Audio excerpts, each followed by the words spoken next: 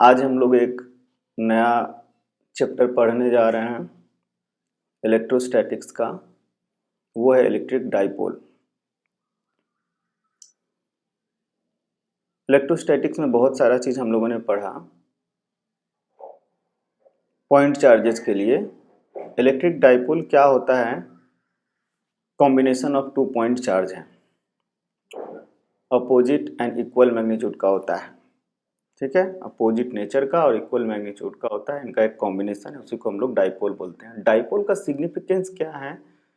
जो छोटे मॉलिक्यूल्स के अंदर में होते हैं, ज़्यादातर डाइपोल का मतलब सिग्निफिकेंस ये है कि जो केमिस्ट्री में पढ़ते हैं, छोटे छोटे मॉलिक्यूल्स जो होते हैं उसमें हम लोगों को ज़्यादातर डाइपोल की ज़रूरत पड़ती है।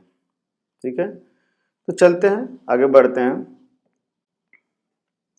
इलेक्ट्रिक डाइपोल, ठीक है, ये आपका इलेक्ट्रिक डाइपोल क्या होता है? देखिए लिखता हूं, to equal and opposite charges separated by some distance is called electric dipole। मतलब क्या हो गया इसका कि दो चार्ज है, एक नेगेटिव और एक पॉजिटिव, और इनके बीच में कोई डिस्टेंस d है, ये डिस्टेंस d है, तो ये इलेक्ट्रिक डाइपोल हो गया। कौन सा? ये कॉम्बिनेशन जो हो गया, this combination is a dipole. Clear है? होता कहाँ है ये? तो जो भी पोलर मॉलिक्यूल्स होते हैं, पोलर मॉलिक्यूल उन्हीं को कहा जाता है जिसमें क्या होता है कि उनके इलेक्ट्रॉन्स एक तरफ, मॉलिक्यूल्स में एक तरफ शिफ्ट हो जाते हैं, तो ऑटोमेटिकली पॉजिटिव चार्ज उसके अपोजिट साइड में क्रिएट हो जाता है। इस तरह से वो पोलर मॉलिक्यूल हो जाते हैं। तो वहीं से ये बेसिकली कॉन्सेप्ट आया, जैसे वाटर है। ठीक है, तो ये डाइपोल जो है इक्वल एंड अपोजिट चार्ज है। दूसरा पॉइंट देखिए, dipole is a vector quantity. Dipole is a vector quantity. ठीक है, अब ये तो हमने अभी तक क्वालिटेटिवली बात किया है। क्वांटिटेटिवली क्या होता है? देखिए, प्रोडक्ट ऑफ चार्जेस, मान लीजिए इसका चार्ज क्यू, इसका charge Q, distance D, product of magnitude of charge and distance between them is called electric dipole moment, is called electric dipole moment. और यही होता है वेक्टर क्वांटिटी। नॉर्मली इसे p से डिनोट किया जाता है, स्मॉल p वेक्टर से। ठीक है, तो small p vector dipole moment हो गया, जिसका वैल्यू हो गया q टाइम्स d। d को वेक्टर मान लीजिए। और डायरेक्शन किधर होता है? बहुत important, it's direction is from negative to positive, from negative to positive. जैसे इसमें डायरेक्शन इसका ये हो जाएगा, इस तरफ। ठीक है, ये हो गया। यूनिट, ऐसा यूनिट देख लीजिए क्या हो जाएगा इसका, ऐसा unit of dipole moment p is क्या हो जाएगा? चार्ज और डिस्टेंस है, तो कूलम मीटर लिखिए। ठीक, ये इलेक्ट्रिक डाइपोल का ये हो गया। मटेरियल्स के अंदर क्या होता है, जो मॉलिक्यूल्स होते हैं उसमें कैपेबिलिटी होती है चार्ज को एक तरफ शिफ्ट होने का, तो वो फिनोमेनॉन जो है वो पोलराइजेशन कहलाता है। और उसी की वजह से ये डाइपोल, जो जिस भी मॉलिक्यूल में, जिस भी मटेरियल्स में डाइपोल पोलराइजेशन होने का मतलब कैपेबिलिटी होता है, वो डिफरेंटली बिहेव करता है। इसीलिए केमिस्ट्री में आप पढ़िएगा कि दो टाइप के मॉलिक्यूल्स होते हैं, पोलर मॉलिक्यूल और नॉन पोलर मॉलिक्यूल। तो किसी किसी में पोलराइजेशन नहीं होता है तो उसके अंदर में डाइपोल नहीं होता है। और भी बहुत सारे रीजन्स हैं, आप पढ़िएगा, लेकिन केमिस्ट्री से आप रिलेटेड है। केमिस्ट्री जानने के बाद ये और बहुत क्लियर हो जाएगा। हम उसका फिजिक्स वाला पोर्शन पढ़ रहे हैं कि अगर डाइपोल होता है मॉलिक्यूल तो उसके क्या क्या एस्पेक्ट्स हैं इलेक्ट्रोस्टैटिक पॉइंट ऑफ व्यू से। अब इसका देखते हैं कि electric field due to dipole कैसे निकलेगी किसी भी पॉइंट पर। Electric field due to dipole, अब देख लीजिए, आपने देखा कि ये नेगेटिव चार्ज और ये positive charge separated by some distance d है। तो इसमें हम लोग क्या कर सकते हैं, दो मैं उपाय बताऊंगा। मान लीजिए ये भी q चार्ज है, ये भी q चार्ज है, तो इसका जो पॉइंट होता है, एक तो ये परपेंडिकुलर बाइसेक्टर, जो दो इंपॉर्टेंट पॉइंट है जिसके अलोंग हम लोग डाइपोल निकालेंगे, और एक ये एक्सियल पोजीशन, इसको बोल, ये इस लाइन को, ये जो नेगेटिव डाइपोल वेक्टर के थ्रू जो लाइन पास करता है, इस लाइन को कहा जाता है एक्सिस ऑफ डाइपोल। ठीक है, ये आपका हो गया एक्सिस ऑफ डाइपोल। ये सब याद रखने वाली चीज़ है, एक्सिस ऑफ डाइपोल एक्सिस हो गया, और ये परपेंडिकुलर। तो आपको अगर पूछा जाए कि इस लाइन पर कहीं भी इलेक्ट्रिक फील्ड क्या होगा, या इस पर कहीं भी इलेक्ट्रिक फील्ड क्या होगा, तो ये दो पॉइंट्स जो होते हैं थोड़ी इजी होते हैं इलेक्ट्रिक फील्ड निकालने के लिए बाकियों के कंपेयर में। क्यों होते हैं इजी, ये देखिए कि अगर आपको मान लीजिए ए पॉइंट पर इलेक्ट्रिक फील्ड निकालना है, तो आप क्या करिए, ए पॉइंट पर इलेक्ट्रिक फील्ड बहुत आसानी से निकाल सकते हैं। और ये पॉइंट जो कि एक पॉइंट एक्सिस ऑफ डाइपोल है और एक उसके परपेंडिकुलर बाइसेक्टर पर है, तो ये दोनों जो पॉइंट होता है बहुत इंपॉर्टेंट होता है, और इस पॉइंट पर इलेक्ट्रिक फील्ड या इलेक्ट्रिक पोटेंशियल निकालना भी इजी होता है। जैसे इस पॉइंट की बात करें कि इलेक्ट्रिक डाइपोल ए पॉइंट पर क्या है, इलेक्ट्रिक डाइपोल की वजह से ए पॉइंट पर इलेक्ट्रिक फील्ड क्या है, तो बहुत आसान है। देखिए नेगेटिव चार्ज की वजह से क्या होगा, electric field towards the negative charge इस तरफ हो जाएगा, और पॉजिटिव चार्ज की वजह से क्या होगा, away from the positive charge इस तरफ हो जाएगा। तो इन दोनों का वेक्टर सम ले लेंगे, वही इलेक्ट्रिक फील्ड। इसी तरह से यहाँ पर बी पॉइंट पर मान लीजिए यहाँ पर पूछा जा रहा है, तो पॉजिटिव चार्ज की वजह से इधर, नेगेटिव चार्ज की वजह से इधर, और पॉजिटिव चार्ज ज़्यादा क्लोज है तो ये मोर स्ट्रॉन्गर होगा कंपेयर टू ये, तो टुवर्ड्स राइट की तरफ नेट फील्ड हो जाएगा। ठीक है, जैसे इसमें मैं बता रहा हूँ आपको, सपोज कीजिए ये कंस्ट्रक्ट कर रहे हैं हम आपको दिखाने के लिए किस तरह से इलेक्ट्रिक फील्ड निकलेगा। तो इसका इलेक्ट्रिक फील्ड हो गया ये टुवर्ड्स दिस, और इसकी वजह से हो गया टुवर्ड्स दिस, और इन दोनों का मैग्नीट्यूड तो सेम ही होगा क्योंकि ये डिस्टेंस सेम है, तो मैग्नीट्यूड सेम होगा। अब इनका रिजल्टेंट जब लेंगे तो एक उपाय ये है कि इनको ब्रेक कर दीजिए, इसको ब्रेक कर दीजिए आप एक्स एंड वाई में, इसको ब्रेक कर दीजिए एक्स एंड वाई में। इस तरह से कुछ मान लीजिए कि ये हमारा एक्स एंड वाई एक्सिस है। ठीक है, तो इस वाले को ब्रेक करिएगा तो एक इधर ऊपर वाला, इसी तरह से नेगेटिव चार्ज की वजह से भी एक इधर और एक इधर। तो देखिए इसमें होगा कि आपको कि ये कंपोनेंट और ये कंपोनेंट दोनों एक दूसरे को कैंसिल कर देगा क्योंकि इक्वल मैग्नीट्यूड का है, अपोजिट डायरेक्शन में है।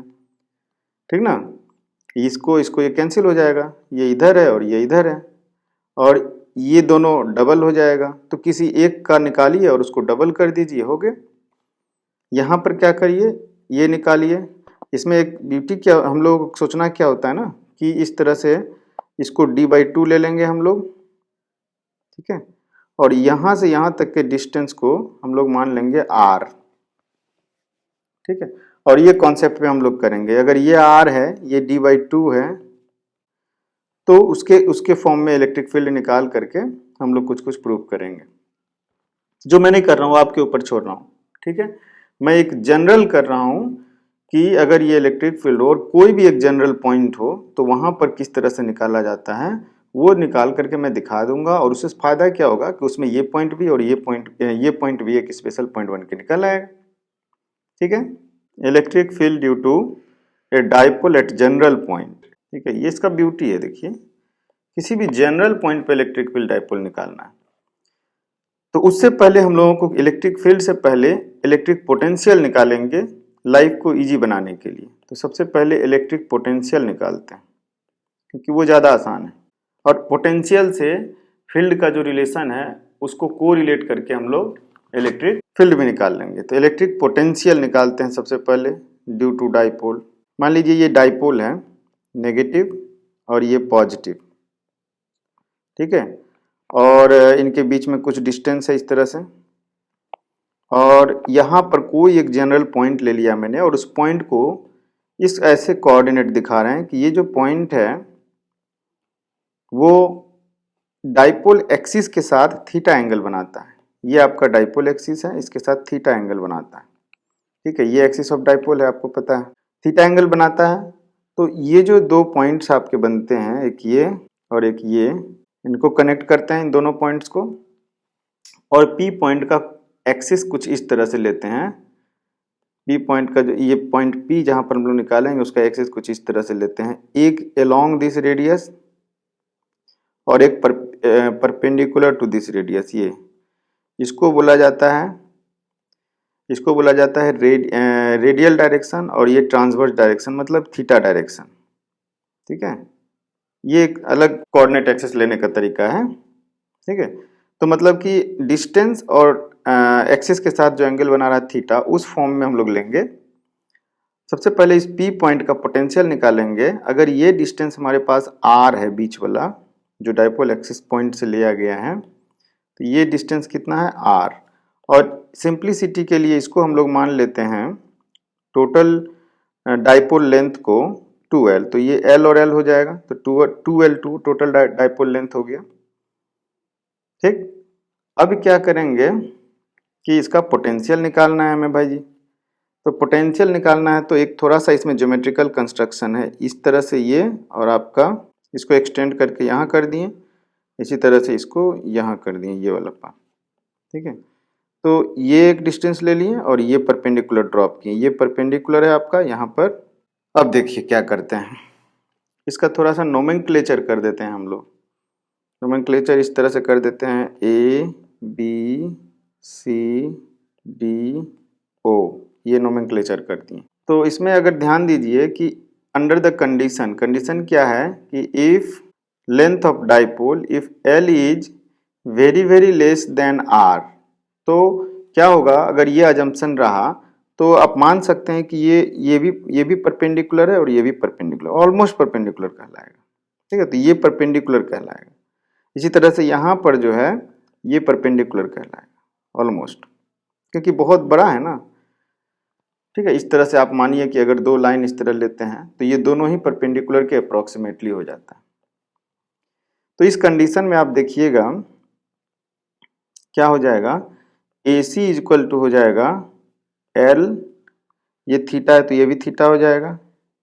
AC इज इक्वल टू हो जाएगा, AC नहीं CO इज इक्वल टू हो जाएगा L cos थीटा, और इसी तरह से OD equal to L cos theta, ये हो जाएगा। तो ये अगर हमें पता है तो हम potential at point P VP is equal to लिख सकते हैं, प्लस चार्ज के लिए हो जाएगा KQ अपॉन Q चार्ज हो गया, KQ अपॉन यहाँ से यहाँ तक का डिस्टेंस। ठीक है, यहाँ से यहाँ तक का डिस्टेंस कितना हो जाएगा, R माइनस OD, और R माइनस OD कितना है, ये हो जाएगा R minus L cos theta, और इसी तरह से minus KQ upon R plus L cos theta. ठीक है, क्योंकि इसके लिए माइनस वाले के लिए यहाँ से यहाँ का डिस्टेंस लेना है, तो ये डिस्टेंस जो है वो ये डिस्टेंस के बराबर है। ठीक है, और ये डिस्टेंस जो है वो ये इस डिस्टेंस के बराबर है, इस तरह से। तो ये हमारा आ जाने के बाद हम क्या करेंगे, इसको सिंप्लीफाई करेंगे, तो देखिए कितना आ जाएगा, ये हो जाएगा R square minus L square cos square theta, और ये हो जाएगा KQ कॉमन ले लीजिए, तो R plus L cos theta minus R plus L cos theta, तो 2L cos थीटा हो गया, R कैंसिल हो गया। तो ये आपके पास बन गया K2QL, इसको 2LQ लिख देते हैं, 2LQ divide by R square minus L square cos square theta, which is nearly equal to, अगर L बहुत स्मॉल हो जैसा कि हमने बोला है तो इसको नेग्लेक्ट कर सकते हैं सेकेंड वाले टर्म को, तो ये और 2LQ को हम लोग P लिख देंगे, डाइपोल मोमेंट, तो ये हो जाएगा 2PK cos theta by R square. ये आपका पोटेंशियल हो गया। रीजन सबका समझ में आ गया। P इज इक्वल टू क्या है, P इज इक्वल टू है 2L टाइम्स Q, यही ना होता है डाइपोल मोमेंट का मैग्नीट्यूड का डेफिनेशन। तो ये पोटेंशियल आपका निकल के आ गया, V at P is equal to 2PK cos theta upon R square. ठीक है, इसमें देखिए हमने लेंथ ऑफ द डाइपोल बहुत स्मॉल एज्यूम किया है कंपेयर टू पॉइंट P, और यही है डाइपोल का आपका, क्योंकि हम लोग मॉलिक्यूल्स में बात करते हैं, छोटी छोटी चीज़ों में इनका डिस्टेंस कम होता है, इनफैक्ट नैनोमीटर में होता है, माइक्रोमीटर में होता है, तो इसलिए बहुत छोटा होता है वो। ये आप अब जब एक बार पोटेंशियल जान गए तो इलेक्ट्रिक फील्ड निकालेंगे कुछ रिलेशन के तहत। देखिए सिमिलर टाइप ऑफ कंस्ट्रक्शन फिर से करेंगे, यहाँ पर नेगेटिव चार्ज, यहाँ पर पॉजिटिव चार्ज, इन दोनों को किसी एक पॉइंट P से इस तरह से कनेक्ट कर रहे हैं दिखाने के लिए। ये आपका एक्सिस ऑफ डाइपोल, और ये एक्सिस ऑफ डाइपोल, और ये यहाँ से लेंगे हम लोग, तो ये भी एल है, ये भी एल है, ये थीटा है, और डायरेक्शन जैसा कि मैंने बताया ये आर डायरेक्शन है, यूनिट वेक्टर अलोंग आर, और ये थीटा डायरेक्शन कहलाता है। तो आपका ये हो गया थीटा डायरेक्शन और ये हो गया आर डायरेक्शन, करेक्ट। और इस लेंथ को हम लोग आर बोलेंगे और करेंगे। तो इसमें क्या देखिए कि अगर हम दो डायरेक्शन में मूव कर सकते हैं या कहीं भी मूव करेंगे तो इन्हीं दो एक्सिस की तरफ हमारा जो होगा कोऑर्डिनेट शिफ्ट होगा। तो कैसे होगा, मान लीजिए आर की तरफ अगर केवल शिफ्ट होते हैं तो R to R plus D R, या कोई पॉइंट आएगा यहाँ पर, मान लीजिए ये डी आर है, और अगर थीटा की तरफ केवल मूव करेंगे आर की तरफ नहीं तो इस तरफ होगा थीटा टू डी थीटा। तो जब थीटा टू डी थीटा हम लोग लेंगे, जब थीटा टू डी थीटा हम लोग लेंगे तो इस तरह से कुछ लेंगे, ये मान लीजिए डी थीटा है और ये आर है, तो ये कितना हो जाएगा, ये वाला पोर्शन, इतना पोर्शन जो आपका हो जाएगा वो हो जाएगा आर डी थीटा, ये वाला पोर्शन। तो हम इसको लिखते हैं ये इस वाले पोर्शन को आर डी थीटा, करेक्ट। अब देखिए हमारे पास रिलेशन है E is equal to minus del V by del R, अगर याद कीजिए ये रिलेशन था, ठीक है। इसको अगर थोड़ा सा सिंपल वे में लिखें तो ये हो जाएगा E is equal to minus delta V by delta R, ठीक है।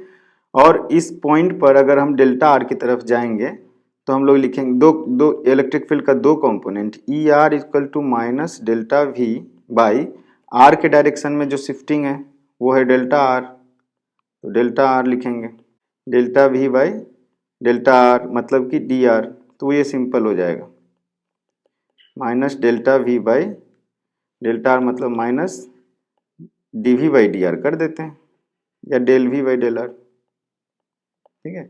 और ई थीटा की जब डायरेक्शन में लिखेंगे तो minus delta V by delta theta along this theta cap direction, और डेल्टा थीटा जो है sorry delta R, delta V by delta R मतलब कि आर डी थीटा हो जाएगा यहाँ पे, क्योंकि उस डायरेक्शन में इस तरह से हो रहा है, तो माइनस हो जाएगा minus del V by R del theta.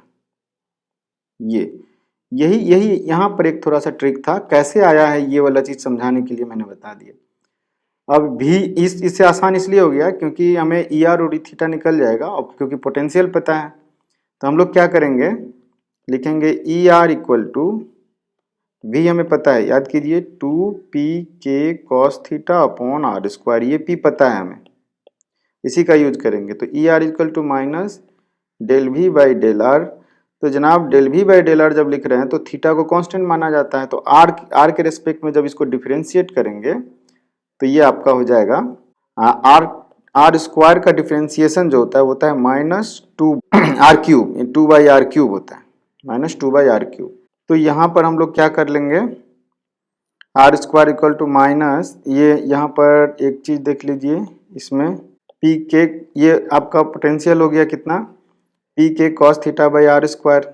इसमें हमें पता है कि पोटेंशियल कितना होता है, v इक्वल टू होता है P K cos theta upon R square, और आर स्क्वायर क्योंकि इसमें थीटा को कांस्टेंट रखा जाएगा आर के रेस्पेक्ट में डिफरेंशिएट करते वक्त, और आर स्क्वायर का डिफरेंशिएशन इतना होता है, ये वैल्यू वगैरह पुट कीजिए तो आपके पास यह हो जाएगा 2p K cos theta upon r³ आ जाएगा, ठीक है।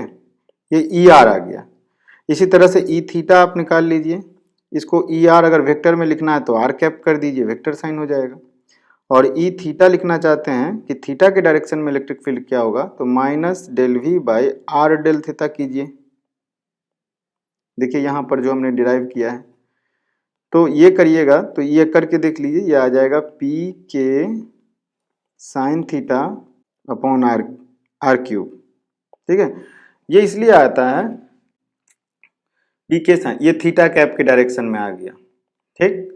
तो ई थीटा और ई आर जब आपके पास आ गया, और दूसरा क्या कि इसका जो मान लीजिए इन दोनों का रिजल्टेंट है, सपोज कीजिए कि रिजल्टेंट है वो इन दोनों के साथ कुछ एंगल बनाता है इस तरह से अल्फा, यहाँ पर अल्फा एंगल बनाता है, तो वो अल्फा भी आ जाएगा आपको। कैसे आ जाएगा, लिखिएगा alpha tan alpha equal to E theta upon E R, यही ना होगा, along theta direction, along R direction, और ये आ जाएगा आपका हाफ टेन थीटा। सॉल्व करके देख सकते हैं, करिए आप। तो अल्फा इक्वल टू हो गया tan inverse half tan theta, ठीक है। और मैग्नीट्यूड ऑफ ई अगर निकालना हुआ, ई का मैग्नीट्यूड, तो वो equal to square root of E R square plus E theta square. और इसका वैल्यू कितना आएगा आप खुद करिए और देखिए, इसका वैल्यू आ जाएगा square root of 3 cos square theta plus 1, ठीक है। तो आपको क्या क्या आ गया, एक इसके लिए सारा चीज आ गया, नेगेटिव, पॉजिटिव, डाइपोल इस तरह से बन गया। और कोई भी पॉइंट अगर हमने यहाँ पर ले लिया आर डिस्टेंस पर, तो यहाँ पर थीटा अगर पता है, आर पता है, तो हम बता सकते हैं। तो इसका इसी का स्पेशल पॉइंट जो होता है वो जो शुरू में हम बोले थे वो हो जाएगा, ये ई आर डायरेक्शन हो गया, आर डायरेक्शन, और ये थीटा डायरेक्शन, सिंपल बात। और ये मान लीजिए रिजल्टेंट है जो कि अल्फा बना रहा है एंगल, तो आप बता सकते हैं सारा चीज। तो मान लीजिए परपेंडिकुलर बाइसेक्टर, ठीक है, इसका डिफरेंट डिफरेंट केसेस ले सकते हैं।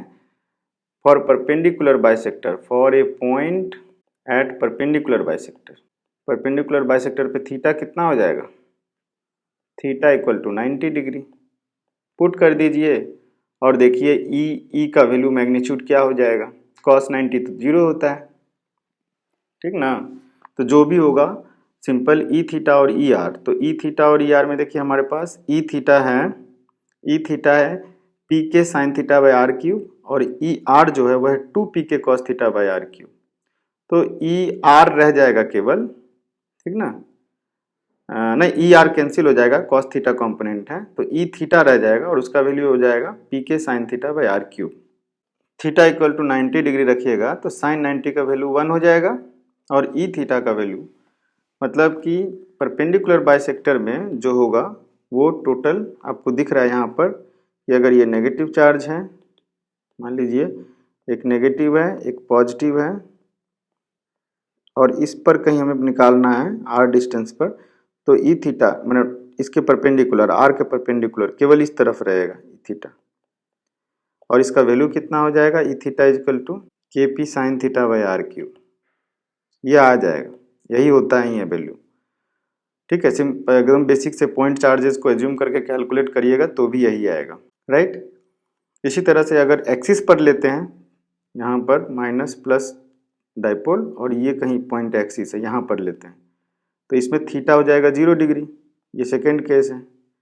For axis, for point at axis, theta equal to 0 degree, यहाँ पर थीटा 0 पुट कर दीजिए, और यहाँ से यहाँ का जो भी डिस्टेंस है आर ले लीजिए, तो ये हो जाएगा कितना, कॉस 0 2 पी के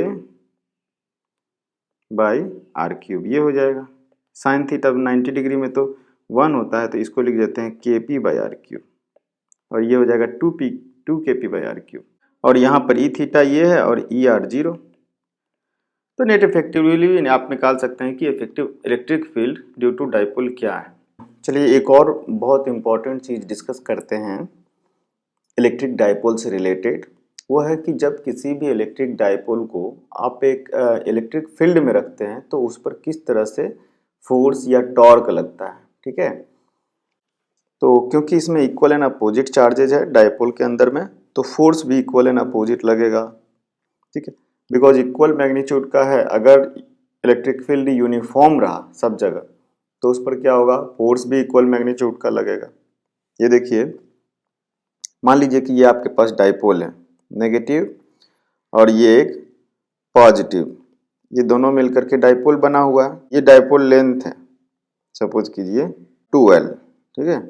अब इसको अगर हम रख देते हैं किसी भी इलेक्ट्रिक फील्ड में, इलेक्ट्रिक फील्ड में मान लीजिए इलेक्ट्रिक फील्ड इस टाइप से है, इस डाइपोल में ये यूनिफॉर्म इलेक्ट्रिक फील्ड है जैसा कि दिखाया गया है, तो इस पर क्या होगा कि पॉजिटिव चार्ज और नेगेटिव चार्ज दोनों पर इलेक्ट्रिक फोर्स एक्ट करेगा। पॉजिटिव चार्ज पर किस तरह करेगा, अलोंग द इलेक्ट्रिक फील्ड, कितना, अगर इसका अमाउंट Q हो तो इस पर QE चार्ज एक्ट करता है, ये E इलेक्ट्रिक फील्ड है, ठीक है। इसी तरह नेगेटिव चार्ज पर किस तरफ एक्ट करेगा, opposite to the electric field, QE amount, ठीक है। तो आप इसको ध्यान से देखिए तो क्या हो रहा है, इस पर एक ये टॉर्क देने की कोशिश कर रहा है, नहीं इस तरह इस पर एक्ट कर रहा है, इस तरह इस पर एक्ट कर रहा है, तो ये टॉर्क देने इस तरह घुमाने की कोशिश कर रहा है, इसको इस तरह रोटेट करने की कोशिश कर रहा है। तो जिसकी वजह से क्या होगा, ये इस तरह रोटेट होने का ट्राई करेगा ऐसे, इसका मतलब इस पर टॉर्क लग रहा है। ठीक है, तो ये टॉर्क जो लग रहा है इसका मैग्नीट्यूड कितना होगा अगर यूनिफॉर्म इलेक्ट्रिक फील्ड में रख दिया जाए, तो ये हम लोग डिस्कस करेंगे अभी। तो टॉर्क निकाल लीजिए, बहुत डिफिकल्ट नहीं होता है टॉर्क निकालना। ये देखिए यहाँ एक सेंटर ले लेते हैं, ओ पॉइंट बोल देते हैं इसको, और इसी के अबाउट में टॉर्क निकाल लेते हैं। तो सेंटर से ये जो डिस्टेंस होगा आपका, ये वाला ये डिस्टेंस, अगर ये एल है इसको भी एल बोल लेते हैं और ये थीटा बोल लेते हैं, तो ये वाला डिस्टेंस मैंने टॉर्क क्या हो जाएगा, टॉर्क हो जाएगा फोर्स, ये जो फोर्स लग रहा है ये वाला force times line of action of force, इसमें कौन सा है, ये आपका line of action of force है, इधर ये सेंटर से उसकी डिस्टेंस, तो ये डिस्टेंस ले लीजिए, मतलब ये डिस्टेंस हो गया, और ये डिस्टेंस कितना है, एल साइन थीटा। इसी तरह से यहाँ पर ये डिस्टेंस लेना पड़ेगा और वो हो जाएगा कितना, एल साइन थीटा। तो डिस्टेंस कितना, टॉर्क कितना हो जाएगा, torque acting on the dipole is equal to, ये यूनिफॉर्म इलेक्ट्रिक फील्ड में डिस्कस कर रहे हैं, यूनिफॉर्म नहीं होगा, दोनों में अलग अलग फोर्स लगेगा तो टॉर्क अलग अलग लगेगा। Uniform acting on the dipole is equal to L sine theta Q E, force लिखेंगे ना, तो क्यू ई फोर्स हो गया इंटू एल साइन थीटा, दो बार होगा ये सेम, क्योंकि ये भी टॉर्क एंटी क्लॉकवाइज है, ये भी टॉर्क सॉरी ये भी टॉर्क क्लॉकवाइज है, ये भी टॉर्क क्लॉकवाइज है।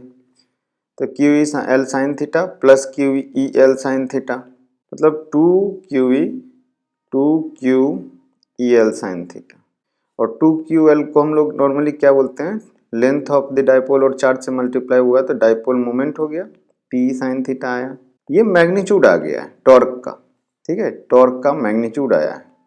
अगर इसमें डायरेक्शन भी अगर हमें इन्वॉल्व करना हुआ तो आप इसको लिख सकते हैं torque is equal to P cross E, dipole moment cross electric field vector. ठीक है, और यही आएगा इसका magnitude, P sine theta cross product यही होता है। तो इस तरह से आप बोल सकते हैं। अब इसमें ध्यान दीजिए कि क्या होगा, अगर एंगल जो हुआ 0 डिग्री रहा तो उस पर कोई टॉर्क नहीं लगेगा। अगर इलेक्ट्रिक फील्ड ये जो है डाइपोल का डायरेक्शन किधर होता है, नेगेटिव टू पॉजिटिव, तो डाइपोल एक्सिस और इलेक्ट्रिक फील्ड के बीच में कोई एंगल नहीं है तो कोई टॉर्क नहीं लगेगा। और अगर 90 डिग्री है, अगर डाइपोल इस तरह से, इलेक्ट्रिक फील्ड इस तरह से और डाइपोल इस तरह से नेगेटिव टू पॉजिटिव, तो मैक्सिमम टॉर्क लगेगा। ठीक है, तो ये सब आपको समझना है। दूसरा एक और चीज डिस्कस करते हैं कि अगर इसको थोड़ा सा मूव किया जाए, थोड़ा सा रोटेट किया जाए तो क्या होगा। तो ये आपका मान लीजिए डाइपोल है, पॉजिटिव नेगेटिव मिलकर के ये डाइपोल बना है, और इलेक्ट्रिक फील्ड भी है इस तरह से, ये इलेक्ट्रिक फील्ड भी है, पूरे में नहीं दिखा रहे हैं इलेक्ट्रिक फील्ड, थोड़ा सा सिंपल दिखाने के लिए, क्लियर दिखाने के लिए। ठीक है, तो ये इलेक्ट्रिक फील्ड है आपका, डाइपोल है। अब ये एंगल जो बना रहा है डाइपोल एक्सिस, ये डाइपोल एक्सिस है, डाइपोल एक्सिस इसके साथ थीटा बना रहा है। अब इसको अगर इस थीटा पोजीशन से, ठीक है, इस पर फोर्स किधर किधर लगेगा, एक फोर्स इधर लगेगा क्यू ई, और एक फोर्स इधर लगेगा क्यू ई। अब इसको इस पोजीशन से थोड़ा सा डिस्टर्ब किया जाए अगेंस्ट द इलेक्ट्रिक फील्ड, ये इस तरह से, ये नेगेटिव पॉजिटिव थोड़ा डिस्टर्ब कर रहे हैं डी थीटा, तो वर्क डन क्या होगा, तो work done by electric field क्या होगा, या work done by external torque क्या होगा, दोनों अलग अलग मैग्नेटिक डायरेक्शन साइन का होगा। तो हम लिखते हैं work done by electric field E, ठीक है, for angular displacement D theta, कितना हो जाएगा, डब्ल्यू इलेक्ट्रिक इक्वल टू हो जाएगा आपका minus tau D theta. Minus किस लिए, क्योंकि इलेक्ट्रिक फील्ड का टॉर्क है ये इस तरफ और डी थीटा हमने दिखाया है अपोजिट। ठीक है। तो minus tau D theta, opposite to electric field displacement हो रहा है, work done by electric field हो गया माइनस टाउ डी थीटा। और टॉर्क का मैग्नीट्यूड कितना होता है, P E sine theta, P E sine theta, D theta हो गया ये। तो अगर चेंज इन पोटेंशियल एनर्जी इस डेल्टा थीटा डिस्प्लेसमेंट के लिए निकाला जाए तो delta U is equal to by definition minus delta W होता है इलेक्ट्रिक, ठीक है, यहाँ माइनस होगा, माइनस डेल्टा डब्ल्यू होता है, तो वो हो जाएगा P E sine theta, P sine theta D theta. Torque equal to P E होता है ना, तो यहाँ पर ई भी रहेगा, P E sine theta D theta हो गया, ठीक है। डेल्टा यू हम लोग निकाल रहे हैं, तो डेल्टा यू जो है इज इक्वल टू हो जाएगा इतना इंटीग्रल ऑफ टोटल, अगर ये डी स्मॉल डी यू है, अब इसको निकाला जाए तो integral of P E sine theta D theta. अब इसको इंटीग्रेट करेंगे हम लोग, तो कहाँ से कहाँ किया जाए इंटीग्रेशन, ठीक है।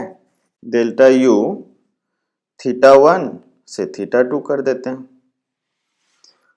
ठीक है। इसका मतलब you theta 2 minus you theta 1, ठीक है, ठीक है, इज इक्वल टू कितना हो जाएगा, साइन थीटा का इंटीग्रेशन होता है माइनस कॉस थीटा, तो ये हो जाएगा cos theta 1 minus cos theta 2, इस तरह से हो जाएगा cos theta 1 minus cos theta 2। अब इसमें हम लोग इफ लिखते हैं कि इफ यू थीटा यू 90, मतलब जब थीटा 90 हो तब उसका पोटेंशियल को अगर जीरो माना जाए, ये एक रेफरेंस लिया जाता है, यही कन्वेंशन है। तो यू 90 अगर जीरो लिया जाए तो थीटा 1 को हम लोग 90 डिग्री ले लेते हैं, ठीक है, और तब ये हो जाएगा, और थीटा 2 को केवल थीटा ले लेते हैं, and theta 2 equal to theta, तो ये हमारा हो जाता है U theta minus U 90 is equal to cos 90, theta 1 90 लिया तो कॉस 90 हो जाएगा जीरो, तो ये हो जाएगा जीरो माइनस, तो माइनस कॉस थीटा केवल हो गया, राइट। तो ये कितना हो गया, U theta is equal to minus cos theta, और पीई तो रहेगा ही यहाँ पे, is equal to minus minus P, तो minus P cos theta, minus PE cos theta. तो U theta is equal to हमारे पास आ गया U theta is equal to minus PE cos theta. इसमें समझने वाली बात यह है कि हमने u 90 डिग्री को जीरो माना हुआ है, तब जाकर के ये रिजल्ट आया है, ठीक है। तो इसलिए इस तरह से, और इसको अगर वेक्टर में लिखा जाए तो ये आपका हो जाता है u theta is equal to minus P dot E कहा जाता है। ये potential energy stored in a dipole in electric field, जब वो axis of the dipole electric field के साथ थीटा एंगल बनाता है। ये भी एक इम्पॉर्टेंट चीज है। इसका मतलब क्या हो गया कि when theta equal to 90 degree U 90 equal to 0, इसमें पुट करिए वही चीज आ जाएगा जो हमने एज्यूम किया हुआ है, पी डॉट टी में 90 डिग्री है तो 0। When theta equal to 0 degree तो क्या हो जाएगा, u इज मैक्सिमम मैग्नीट्यूड में, u is mod u is maximum. When theta equal to 180 degree तो क्या हो जाएगा, u इज मैक्सिमम प्लस हो जाएगा तब पोटेंशियल एनर्जी। तो स्टेबिलिटी जो होती है, मोस्ट स्टेबल सिचुएशन कौन सा होगा, जिसमें पोटेंशियल एनर्जी सबसे कम है, ठीक है। तो जब ये वाला केस हो जाएगा आपको मोस्ट स्टेबल सिचुएशन, और ये वाला केस हो जाएगा मोस्ट अनस्टेबल सिचुएशन। ओके, तब आप एक्सरसाइज कीजिए इस पर बेस्ड।